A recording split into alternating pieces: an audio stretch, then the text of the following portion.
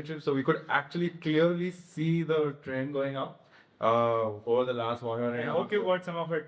Yeah, I did.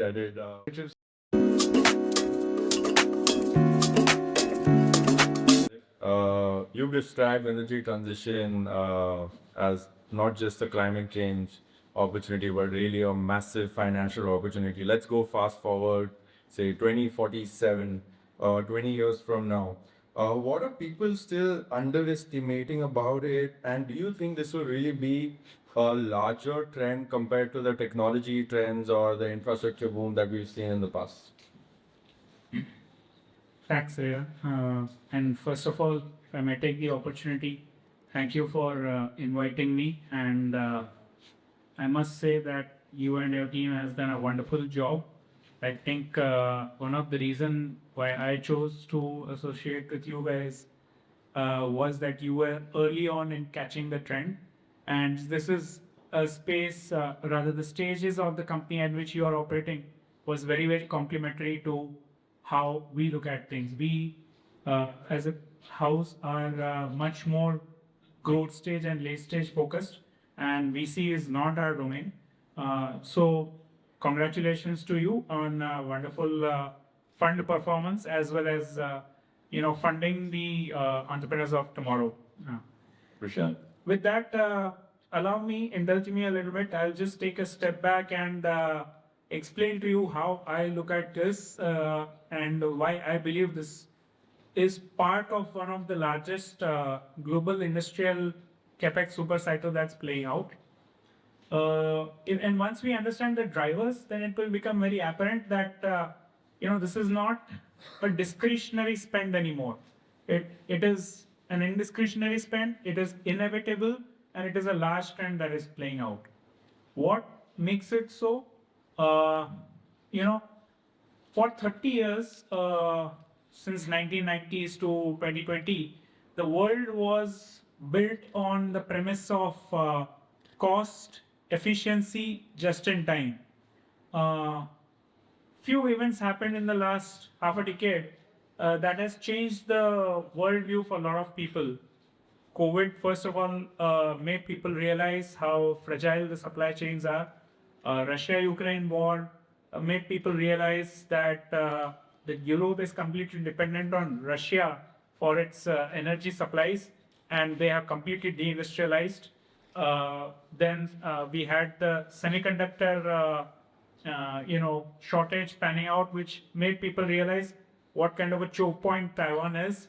And now the recent war that is going on is again giving an energy shock to the world and making people realize that it is not for my altruistic motive that I need to move away from fossil fuel towards green energy, but because it makes economic sense, because it makes strategic sense, because this is about energy independence and energy security, is why I need to move away from fossil fuel.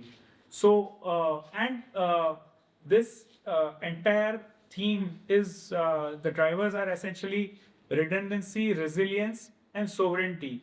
The countries are realizing that there are certain key critical sectors where they need control over their supply chain. So whether it is semiconductor, defense, aerospace, energy. When I say energy transition, I'm talking about every technology that is involved in it. You cannot be dependent on a rival nation that can possibly weaponize the leverage of having, being a supplier to you. That is what is driving this entire, the move towards becoming self-dependent in these critical technologies. And all these sectors are kind of feeding onto each other. So we are in a middle of this energy transition. It is not that we are only transitioning. We are actually duplicating a lot of the infrastructure. So yes, we have to grow the fossil fuel also while transitioning to a greener fuel. So once you realize that our energy consumption itself is going to go through the roof, that we cannot only be dependent on one or two technologies. In fact, It is the entire technology, the entire bouquet of technologies which is going to come in handy. For example, the data center boom or the AI-led data center boom has already become 5% of energy consumption in the US, and it is going to become 10%. Such a country whose GDP is growing at 2%, 3% has its energy growing at 5%, 6%. I'm sure soon enough India will also start growing at 8, 10, and maybe double digits also. So if that is the case, where the energy consumption is growing so fast and all these sectors are essentially plugged into energy, that means we will have to build the energy infrastructure as well as move to a cleaner energy infrastructure, and that is why I believe this is an entire global industrial capex cycle that is playing out, in which the biggest one of the biggest theme is energy. Even AI, for that matter, the backend is all energy infrastructure. Every time you put in query, it is 10, 20x more energy intensive than a simple Google search. So everything is feeding into this industrial capex cycle, and that is where I believe energy transition as a theme has got further wind beneath its wings, and it's going to become only bigger. Absolutely. Thank you for a detailed breakdown, and we'll touch upon the AI opportunity and how it's powering for sure. But for a lot of people in the room, when we say energy, the first thing they think of is solar, right? And it seems like, is solar getting crowded, or is it still in its first innings? And if it is, then what's the next big opportunity in this value chain? We would love to know what you think about it. So, absolutely no doubt about it that a lot of people are now talking about solar.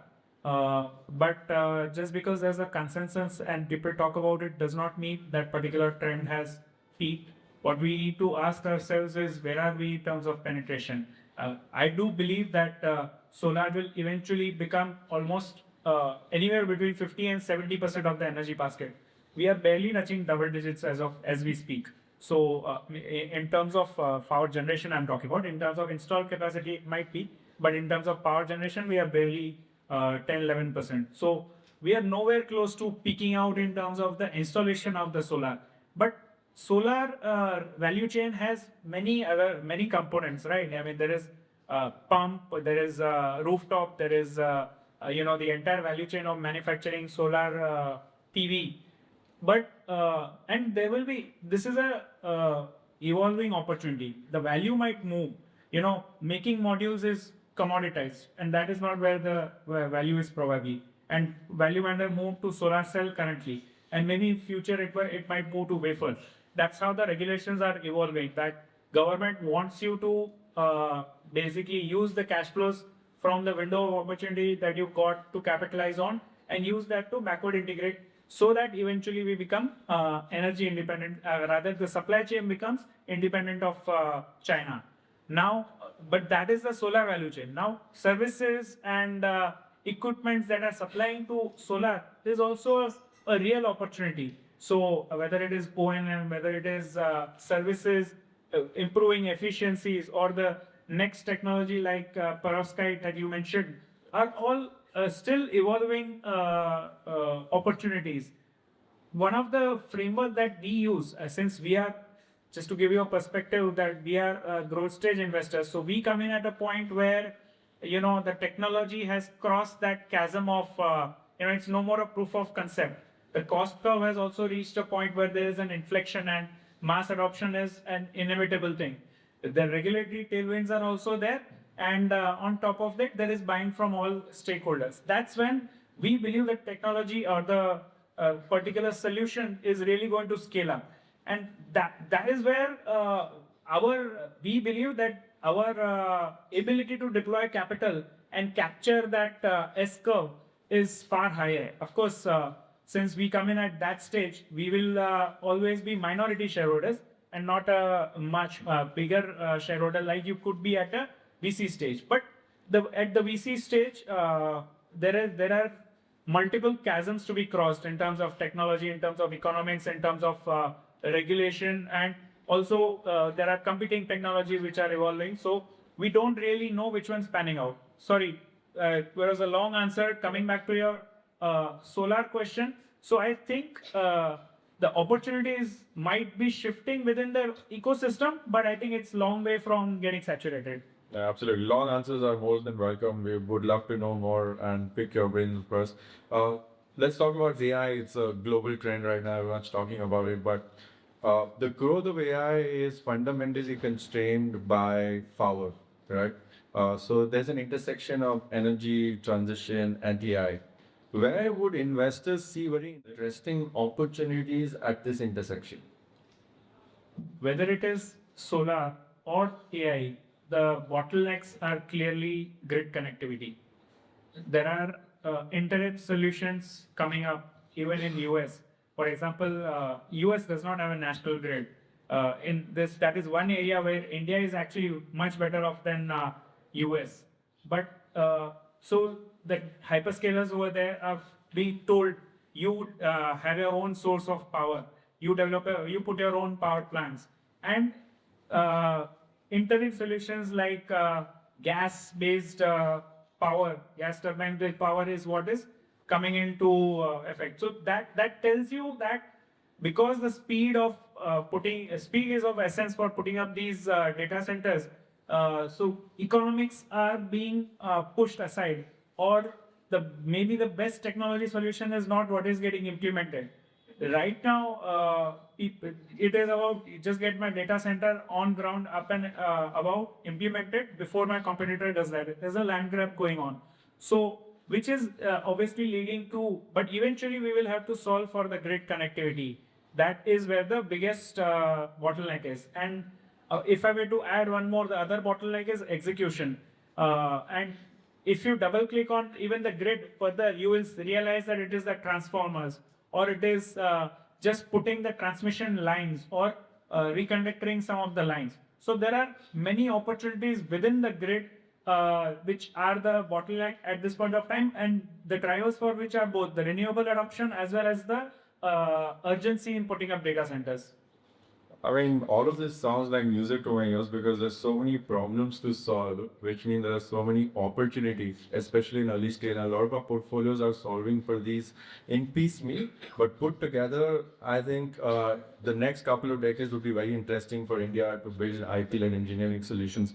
Moving forward, because of energy transition, of course, and every time there's a new trend or new opportunity, there are industries which would be disrupted, and then there would be certain industries which would emerge. Which ones of those do you think stand the highest risk of disruption at this point of time, and the ones which are underrated and eventually will really rise because of this shift in energy?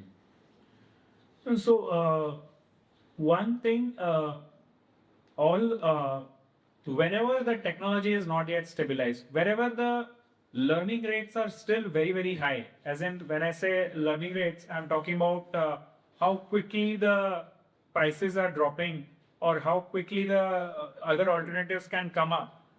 Those technologies will always be at some risk at some point of time. And one more thing I would say is that yes, this is a long-term mega trend, but it is still a cycle. The cycle might last 10, 20 years, but you have to take the advantage of this cycle, generate cash flows. Don't be caught up only on the technological aspect of it.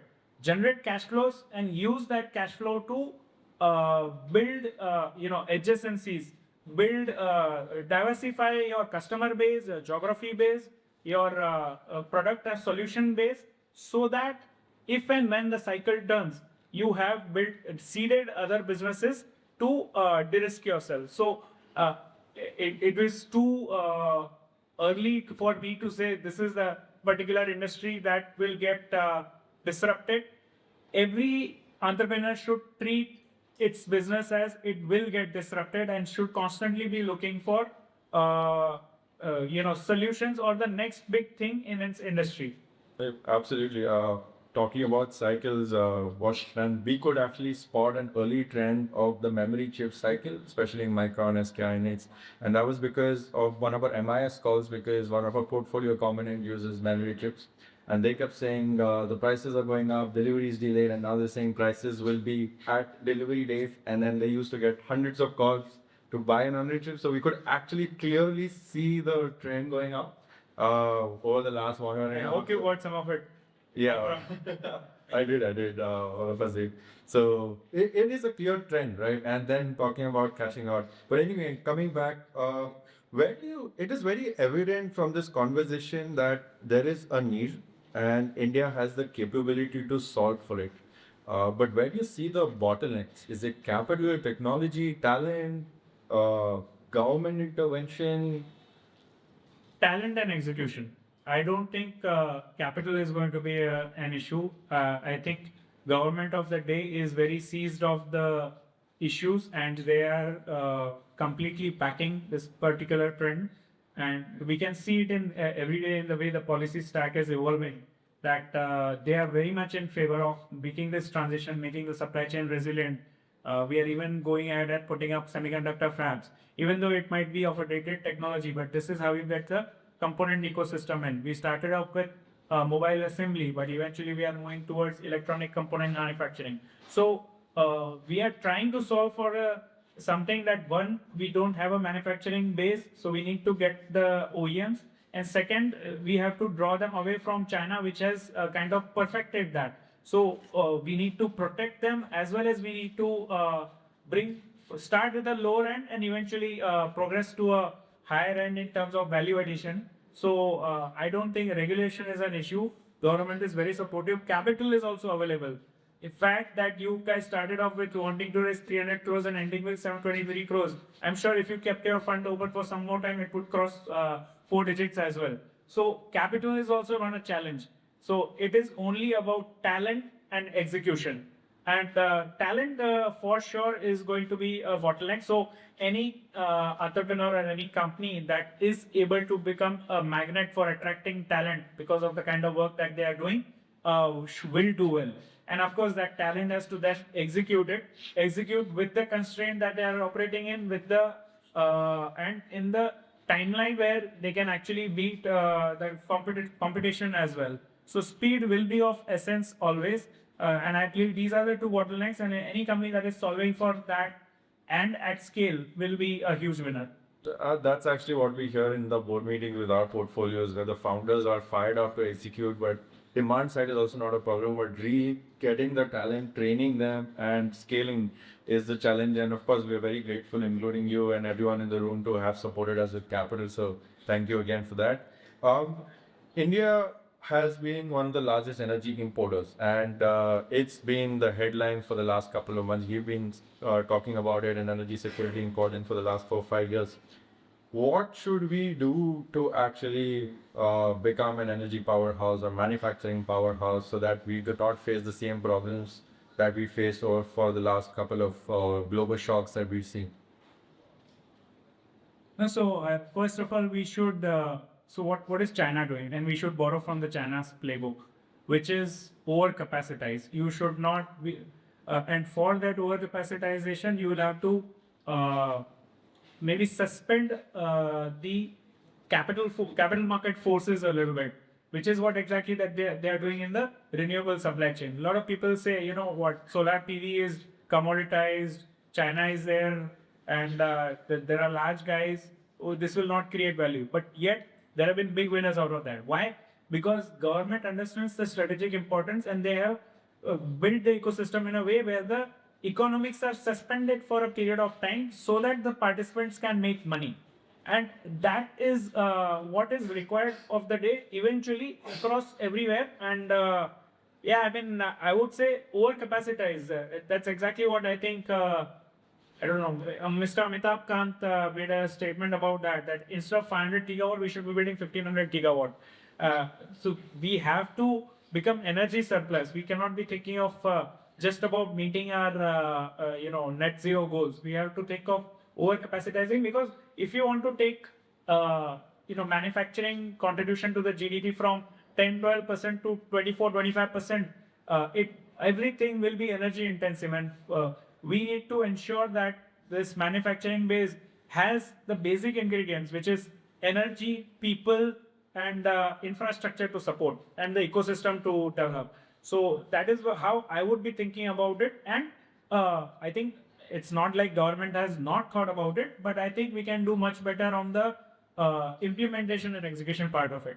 Absolutely. And this final question, say 20 years down the line, what would separate investors who just merely participate in energy transition versus those who build companies which are enduring or generational wealth out of this mega trend? No, very interesting question. I barely a few days back I wrote an article in Mint which speaks about who really makes money in a mega trend. And essentially, what I was trying to say is that most investors stop at identifying a trend and then buying whatever name that comes up in that mega trend. But I think if you can identify which are the companies that are solving for the bottlenecks, which are the companies which are indispensable in that value chain, and which is the industry structure which allows you to capture that value. For example, I mean, I'll just give you one example of a listed company. We all saw the solar adoption going through the roof. And we understand that renewables, the solar generation tends to happen in far off places like Kutch, Rajasthan, or Leh, Ladakh, those kind of areas. And you need to draw that power to the areas of power consumption or connect it to the grid. And that means you have to, drawing power over 500, 700,000 kilometers will require a technology where the transmission loss is minimum. And once you realize that there are only 2 or 3 companies that have that technology of HVDC over 765 kV, which is GE, Hitachi, Siemens, and then you realize that this company owns almost 65-70% of the market. The inevitability of the opportunity combined with the oligopolistic nature of the industry that's catering to that is how the maximum value gets captured. Now, this is just one example. So either you need to have technology or you need to be a part of a big, industry structure where there are not too many people. That is where the value will get captured. Well, we are very excited about this. Thank you so much, Ravi, for gracing us with your presence and time and also backing us. And thank you, everyone. Thank you for having me. Appreciate it.